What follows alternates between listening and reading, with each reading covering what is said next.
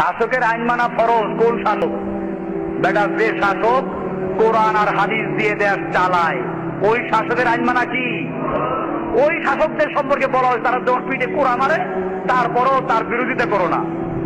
আর যেই শাসকরা কোরআন এবং সুন্নাহ মোতাবেক দেশ পরিচালনা করে না, বরং কোরআনের আইন বাতিল করে, তারা তাদের দস্তুর, তাদের সংবিধানে পরিষ্কার লেখা আছে। এই যে যারা আল্লাহর আইনকে বাতিল করে দিল, আল্লাহর আইনকে মিটিয়ে দিল, এবং তাদের সংবিধানের সাথে সাংঘর্ষিক যেটা ওই জন্য আল্লাহরটা বাতিল, সংবিধান ঠিক। এমনকি যদি সংবিধানের বিরুদ্ধে বলে তার বলে রাষ্ট্রদ্রোহী। ওই বেটা, তোর সংবিধানের বিরুদ্ধে কথা বললে যদি রাষ্ট্রদ্রোহী হয়, আল্লাহর দেওয়া সংবিধানের বিরুদ্ধে বললে তাকে কি বলবো আমরা? আল্লাহদ্রোহী। তাহলে যারা আল্লাহদ্রোহী হয়ে গেল, তুই তাদেরকে হেফাজত করার জন্য যারা আল্লাহর কথা বলে তাদেরকে বলি রাষ্ট্রদ্রোহী। এই লোকগুলো কত বড় গোমরা! দুনিয়ার শাসকদের পা তাদের গোলামি করে তারা বলে যে শাসকদের আইন মানা ফরজ। অথচ শাসকরা রাস্তার মোড়ে মোড়ে মূর্তি বানাচ্ছে, এরপরে তাদের আইন মানা যদি ফরজ হয়, তাহলে শাসকরা আইন করে দিয়েছে 21শে ফেব্রুয়ারি মূর্তির সামনে নগ্ন পায়ে যেতে হবে, ফুল চড়াতে হবে, মূর্তির সামনে নীরবে 1 মিনিট দাঁড়াতে হবে। করো গিয়া ফরজ, শাসকের আইন। ওই আলেম সাহেবদেরকে আপনারা প্রশ্ন করবেন যে ভাইজান, আমরা কি তাহলে শাসকের আইন মানতে গিয়ে, দেশের আইন মানতে গিয়ে 21শে ফেব্রুয়ারি শহীদ মিনারে ফুল দিব না?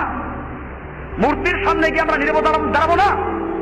আমরা কি ওখানে গিয়ে নগ্ন পায়ে হাঁটবো না? আমরা কি দেশের আইন মানতে গিয়ে পহেলা বৈশাখ আমরা কি করবো? পান্তাভাত খেতে যাবো না? মেয়েদের হাতে পান্তাভাত খাবো না?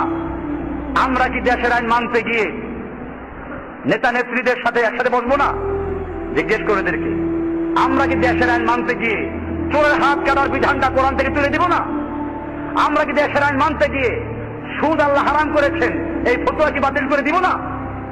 আমরা কি দেশের আইন মানতে গিয়ে পতিতালয়ের যদি লাইসেন্স দেওয়া হয় তাহলে সেখানে জেনারেল ওয়েলফেয়ার হারাম হবে না, এই ফতোয়া কি দিব না? দেশের আইন মানা ফরজ, শাসকদের মান্য করতে হবে। ওই বেটা কোরআনের আয়াতে দলিল পেশ করে আতিউল্লাহ ওয়া আতিউর রাসূল ওয়া উলিল আমরি মিনকুম। ওখানে পরিষ্কার আছে তোমরা আল্লাহ আনুগত্য করো, আল্লাহর রাসূল আনুগত্য করো, এবং তোমাদের মধ্যে উলিল আমর, এখানে আত্মীয় শব্দ নাই।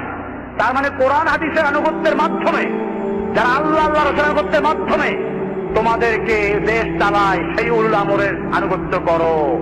আর যারা নিজেরা আল্লাহর রাসূল আনুগত্য করে না, তারা উলুল আমর না, জেনে রাখো তারা হচ্ছে উলুল খামর। তারা কি? উলুল খামর। ওরা উলুল আমর না, ওরা মদের হেফাজতকারী। কাজে খবরদার, এই সমস্ত আলেমদের ফতোয়ায় বিভ্রান্ত হবেন না। যে আলেমরা রফুলি আদায় না করলে কাফের বলে, যে আলেমরা আমিন জোরে না বললে কাফের বলে, যে আলেমরা বুকের উপর হাত না বাঁধলে কাফের বলে, অথচ মূর্তি তৈরি করলে কাফের হয় না, সুদ হালাল বৈধ করে দিলে কাফের হয় না, মূর্তির সামনে পূজা করলে কাফের হয় না, আল্লাহর আইনের পরিবর্তে আইন তৈরি করলে কাফের হয় না, মানুষের সার্বভৌমত্বকে আইন করলে কাফের হয় না, কাফের হয় আমিন জোরে না বললে।